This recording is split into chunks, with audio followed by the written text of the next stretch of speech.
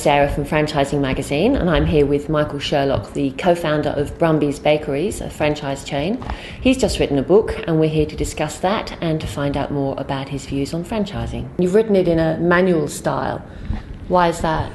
The idea, if you buy the book and you're a franchisee or a franchisor, you can go through and there's a self-assessment table. There's 8 steps in there that we call to program your sat-nav, like your roadmap for success, because it's all about a strategy based on if you fail to plan, you plan to fail. If you buy the book, go through and complete the assessment at the end of the chapters, you'll understand some of the weaknesses and gaps in your business, and you may be able to address those, because we want to focus on your destination, where you want to be. So Michael, you talk about retailers' detail. Can you explain a little bit more about what you mean?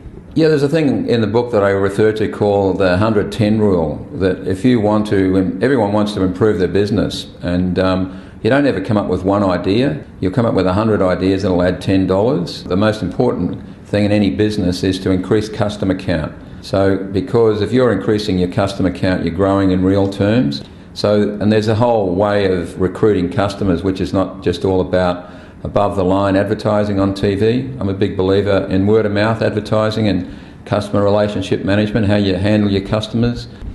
And can you just highlight what you would say would be the one lesson that you've learned in all your years in business?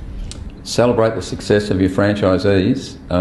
Don't get jealous if they're making a lot of money. Be really thankful that whenever it is on that Wednesday night or Thursday night when they remit their franchise fees, that's a good thing. If they're happy to do it, if you've got a good culture and a good relationship, and the franchisees they work hard and follow the system. So for franchisees, I would say, don't argue with City Hall. You've got all the branding, you've got everything there. Sort of apply and do your best in the store. Look after the customers and follow the system that's been given. There's no point arguing because you're in a franchise system. So it's very much a partnership. It's got to be both sides working together to achieve the best results. Yeah, that's what's ideal about franchising. It's a fantastic system that you can take the individual entrepreneurial effort and they can apply that. And there's a thing in there I call the owner's eye, because I think that is what sums up what franchising is all about. Because a franchisee is not an employee, they're an owner. And so if something's going wrong in their business, they'll get in there and fix it and make it happen. They won't take no for an answer. Franchising is quite a competitive market now. There have been some high-profile failures and closures of brands. What do you think the future is in Australia for franchising? I think it's very healthy and we're going really well.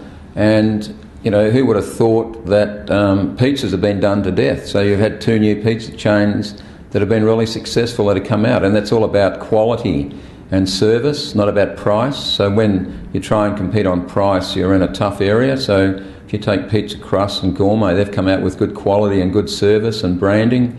You take the burgers, led by Grill. You take the Mexican food compared to what we had and what the new brands are offering. So even in those areas, there's still a lot of growth to be had. There's still growth in coffee. And is there still room for another franchise bakery? There's a lot of new franchise bakeries that have opened recently, especially the Asian style of bakery and the really upmarket, sourdough type bakeries. Yeah, so there's still moves for that. I just went and walked through the new Westfield and had a look at some of the concepts in there. And I don't know if you've seen these new Asian bakeries, the Japanese 2-in-1 and 82 degrees and all those. That's different. There's lots to do. It's never going to be over. There's always plenty of new technology and new ideas.